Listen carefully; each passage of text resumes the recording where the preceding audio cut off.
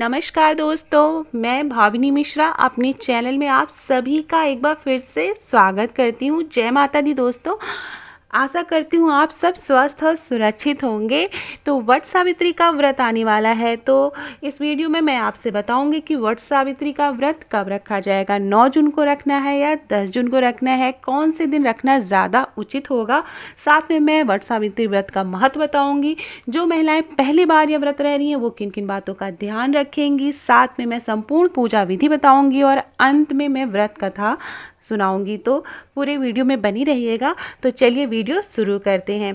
वट सावित्री का व्रत हर सुहागिन महिला के लिए बहुत ही खास होता है।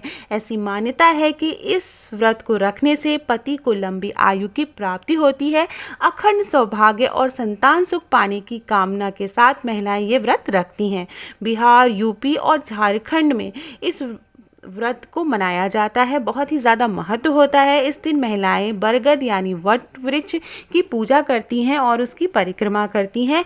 हिंदू पंचांग के मुताबिक ज्येष्ठ मास की कृष्ण पक्ष के अमावस्या के दिन यह वट सावित्री व्रत रखा जाता है। बहुत से लोग कंफ्यूज हो जाते हैं। मैं बता दूं कि जो अमावस्या का व्रत होता है वो यूपी, बिहार, झारखंड में रखा जाता है।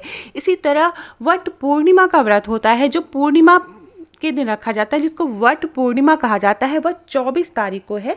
वह व्रत 24 जून को रखा जाएगा। तो फिलहाल यूपी, बिहार और झारखंड में रखा जाने वाला व्रत अमावस्या के दिन रखा जाता है। तो वह व्रत किस दिन रखा जाएगा वो मैं आपको बताऊंगी। चलिए इसकी मैं मान्यता बताती हूँ। आपकी व्रत की मान्यता क्या है। मान्यता है कि इस दिन माता सावित्री ने अपने दृढ़ संकल्प और श्रद्धा की बदौलत ही यमराज द्वारा अपने मृत पति सत्यवान के प्राण वापस पाए थे। माना जाता है कि सावित्री ने वट वृक्ष के नीचे ही तपस्या की थी, इसलिए इस व्रत का नाम वट सावित्री व्रत रखा गया है। सनातन संस्कृति के अनुसार बरगद के पेड़ में ब्रह्मा, विष्णु और महेश तीनों देवताओं का वास होता है। अब हम बात करेंगे कि शुभ मुहूर्त कब है, व्रत किस दिन रखा जाएगा। तो व्रत को लेके काफ़ी कंफ्यूजन की स्थिति बनी हुई है। ज़्यादातर लोग यह व्रत 10 जून को रखेंगे, क्योंकि उदया तिथि के हिसाब से भी 10 जून को व्रत रखा जाएगा। अब मैं आपको बताने जा रही हूँ कि शुभ मुहूर्त कब है। वट सावित्री व्रत की जो तिथि है वह गुरुवार 10 जून 2021 को है, लेकिन बहुत से लोग ये कह रहे हैं कि 9 जून को रखना उचित होगा। क्यों उचित होगा वो मैं अभी आपको बताऊंगी। तो अमावस्या तिथि जो है वो प्रारंभ होगी 9 जून 2021 को दोपहर 1:57 से शुरू होगी अमावस्या की तिथि, और अमावस्या तिथि जो है वह समाप्त होगी 10 जून को शाम को 4:20 पर समाप्त होगी। और जो पारण जो है वो 11 जून को शुक्रवार को किया जाएगा। तो मैं बता दूं, गणेश आपा पंचांग है। हिंदी पंचांग के अनुसार उन्होंने बताया है कि 9 जून को व्रत रखना उचित होगा। उसका जो रीज़न है वो भी मैं बता दूं। उसकी कटिंग मैं आपको बैकग्राउंड में दिखा दूंगी, आप देख लीजिएगा कि क्या रीज़न है।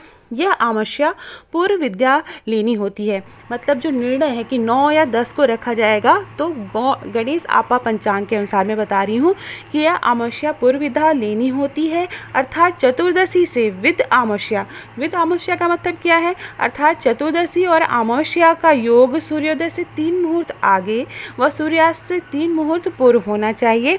इसलिए जो 9 तारीख को चतुर्दशी 20:12 है, उसके पश्चात अमावस्या है। दिनमान 33:50 है। 3 मुहूर्त पहले अर्थात 27:04 से पहले यह संधि हो गई है। तो ये जो पूरा रीज़न दिया हुआ है, इसके अनुसार 9 तारीख को गौड़ों का वट सावित्री व्रत रखा जाएगा, तो वो ज़्यादा उचित होगा। लेकिन मैक्सिमम लोग जो है वो व्रत 10 जून 2021 को रख रहे हैं, क्योंकि जो इसकी पूजा होती है वह सुबह सुबह होती है।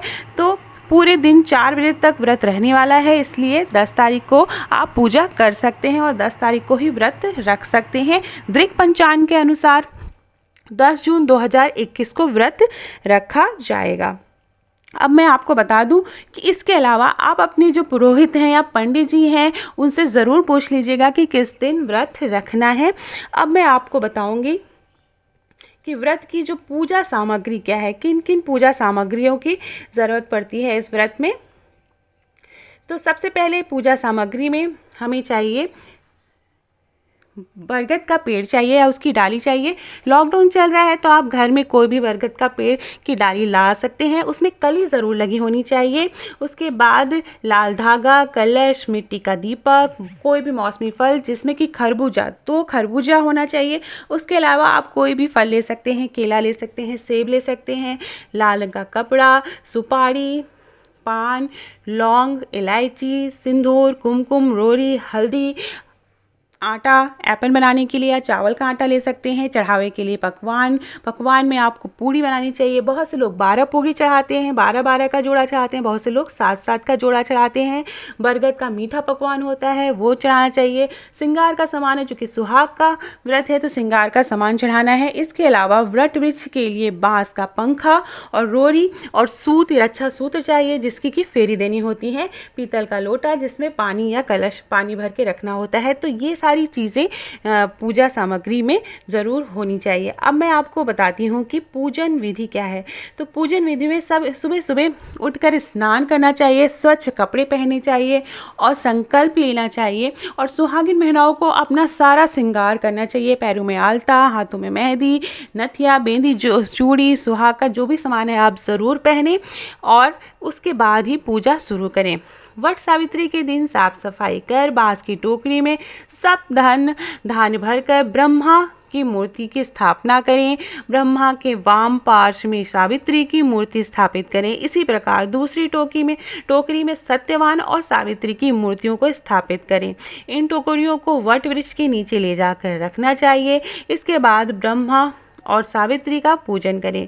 पूजा करते हुए बड़ की जड़ में पानी देना चाहिए। पूजा में जल, मौली, रोली, कच्चा सूत्र, भिगोया हुआ चना ज़रूर चाहिए होता है। फूल तथा धूप का प्रयोग करें। धूप बत्ती जलाएं। जल से वट वृक्ष को सींचकर उसके तने के चारों ओर कच्चा धागा लपेटकर 3 बार, 5 बार, 7 या 11 बार इस तरह से परिक्रमा करते हैं। परिक्रमा करनी चाहिए। बड़ के पत्तों के गहने पहनकर वट सावित्री व्रत की कथा सुननी चाहिए। तो मतलब जो भी पत्तियां हैं बरगद की उसको या तो आप हाथ में ले लें या कहीं माला बना के पहन लें। भीगे हुए चनों को बायना निकाल कर नगद रुपए रख कर अपनी सास के पैर छूकर उनका आशीर्वाद लेना चाहिए। पूजा समाप्ति पर ब्राह्मणों को वस्त्र तथा फल बाँस के पात्र में रखकर दान देने चाहिए। इस व्रत में सावित्री सत्यवान की पुण्य कथा को सुनना ना भूलें, ज़रूर सुनना चाहिए। सावित्री और सत्यवान की जो व्रत कथा है उसे ज़रूर सुनें।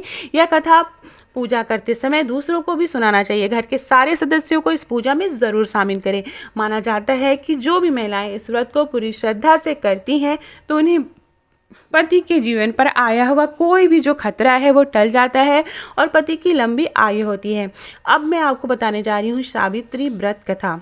भद्र देश के एक राजा थे जिनका नाम अश्वपति था। भद्र देश के राजा अश्वपति के कोई संतान न थी। उन्होंने संतान की प्राप्ति के लिए मंत्रोच्चारण के साथ प्रतिदिन 1 लाख आहुतियाँ दी। 18 वर्षों तक वह ऐसा करते रहे। इसके बाद सावित्री देवी ने प्रकट होकर वर दिया कि राजन, तुझे एक तेजस्वी कन्या पैदा होगी। सावित्री देवी की कृपा से जन्म लेने के कारण से कन्या का नाम सावित्री रखा गया।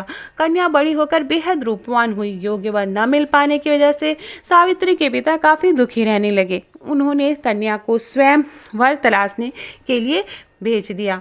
तो सावित्री जो है तपोवन में भटकने लगी। वहाँ साल्व देश के राजा द्युम्नसेन से मिली और वहाँ पर क्योंकि उनका राज्य किसी ने छीन लिया था, उनके पुत्र सत्यवान को देखकर सावित्री के पति के रूप में उनका वरण किया। ऋषिराज नारद को जब यह बात पता चली तो वह राजा अश्वति के पास पहुंचे और कहा, हे राजन, यह क्या कर रहे हैं आप? सत्यवान गुणवान है, धर्मात्मा है और बलवान भी है, पर उसकी आयु बहुत ही छोटी है। वह अल्पायु है। 1 वर्ष के बाद ही उसकी मृत्यु हो जाएगी। ऋषिराज नारद की बात सुनकर राजा अश्वपति घोर चिंता में डूब गए। सावित्री ने उनसे उनका कारण पूछा तो राजा ने कहा, पुत्री, तुमने जिस राजकुमार को अपने वर के रूप में चुना है वह अल्पायु है। तुम्हें किसी और को अपना जीवन साथी बनाना चाहिए। इस पर सावित्री ने कहा कि पिताजी, आर्य कन्याएं अपने पति का एक ही बार वरण करती हैं। राजा एक बार ही आज्ञा देता है और पंडित एक बार ही प्रतिज्ञा करते हैं और कन्यादान भी एक ही बार किया जाता है। सावित्री हट करने लगी और बोली, मैं सत्यवान से ही विवाह करूंगी। राजा अश्वपति ने सावित्री का विवाह सत्यवान से करा दिया। सावित्री अपने ससुराल पहुंचते ही सास ससुर की सेवा करने लगी। समय बीतता चला गया। नारद मुनि ने सावित्री को पहले ही सत्यवान की मृत्यु के दिन के बारे में बता दिया था। वह दिन जैसे जैसे करीब आने लगा, सावित्री अधीर होने लगी। उन्होंने 3 दिन पहले ही से ही उपवास शुरू कर दिया। नारद मुनि द्वारा कथित निश्चित तिथि पर पितरों का पूजन किया। हर दिन की तरह सत्यवान उस दिन भी लकड़ी काटने जंगल चले गए। साथ ही सावित्री भी गई। जंगल में पहुंचकर सत्यवान लकड़ी काटने के लिए पेड़ पर चढ़ गए। तभी उनके सर में बहुत तेज से दर्द होने लगा। दर्द से व्याकुल सत्यवान पेड़ के नीचे उतर गए। सावित्री अपना भविष्य समझ गई। सत्यवान के सिर को गोद में रखकर सावित्री सत्यवान के सिर सहलाने लगी। तभी वहां यमराज आते दिखे। यमराज अपने साथ सत्यवान को ले जाने लगे। सावित्री भी उनके पीछे पीछे चल पड़ी। यमराज ने सावित्री को समझाने की बहुत कोशिश की कि यह विधि का विधान है, लेकिन सावित्री नहीं मानी। सावित्री की निष्ठा और पतिपरायणता को देखकर यमराज ने सावित्री से कहा, हे देवी, तुम धन्य हो, तुम मुझसे कोई भी वरदान मांगो। सावित्री ने कहा कि मेरे सास ससुर वनवासी और अंधे हैं, उन्हें आप दिव्य ज्योति प्रदान करें। यमराज ने कहा ऐसा ही होगा, कह जाओ, अब तुम लौट जाओ। लेकिन सावित्री अपने पति सत्यवान के पीछे पीछे चलती रही। यमराज ने कहा, देवी तुम वापस जाओ। सावित्री ने कहा, भगवान, मुझे अपने पति के पीछे पीछे चलने में कोई परेशानी नहीं है। पति के पीछे चलना मेरा कर्तव्य है। यह सुनकर उन्होंने फिर से उससे कहा, एक और वर मांगने के लिए कहा। सावित्री बोली, हमारे सास ससुर का जो राज्य छिन गया है उसे पुनः वापस दिला दे। यमराज ने सावित्री को यह वरदान भी दे दिया और कहा, अब तुम लौट जाओ। लेकिन सावित्री पीछे पीछे चलती रही। यमराज ने सावित्री को तीसरा वरदान मांगने के लिए कहा। इस पर सावित्री ने 100 संतानों और सौभाग्य का वरदान मांगा। यमराज ने इस वरदान भी सावित्री को दे दिया। सावित्री ने यमराज से कहा कि प्रभु, मैं क्या एक पतिव्रता पत्नी हूँ और आपने मुझे पुत्रवती होने का आशीर्वाद दिया है। यह सुनकर यमराज को सत्यवान के प्राण छोड़ने पड़े। यमराज अंतर्ध्यान हो गए और सावित्री उसी वट वृक्ष के पास आ गई और जहाँ उसके पति का मृत शरीर पड़ा था। सत्यवान जीवंत हो गया और दोनों खुशी खुशी अपने राज्य की ओर चल पड़े। दोनों जब घर पहुंचे तो देखा कि माता पिता को दिव्य ज्योति प्राप्त हो गई है। इसी प्रकार सावित्री सत्यवान चिरकाल तक राज सुख भोगते रहे। तो यह थी सावित्री और सत्यवान की व्रत कथा। अखंड सौभाग्य के लिए यह व्रत महिलाएं अपने पति की लंबी आयु के लिए रखती हैं। बहुत ही सौभाग्य वाला यह व्रत होता है और इसे बड़े ही विधि विधान से करने से पति की लंबी आयु होती है। तो माता सावित्री हम सब पर अपनी कृपा बनाए रखें। माता गौरी अपनी कृपा हम सब पर बनाए रखें। इसी के साथ ये वीडियो एंड करती हूँ। वीडियो पसंद आया हो तो प्लीज़ अपने दोस्तों के बीच में शेयर करिएगा, लाइक ज़रूर करिएगा पसंद आए तो, और मेरे चैनल को प्लीज़ सब्सक्राइब कर लीजिए। इसी तरह अच्छे अच्छे वीडियो मैं डालती रहूँगी। बहुत बहुत धन्यवाद ये वीडियो देखने के लिए, और अपनी केयर ज़रूर करिएगा, सावधान रहिएगा और सुरक्षित रहिएगा। बहुत बहुत धन्यवाद।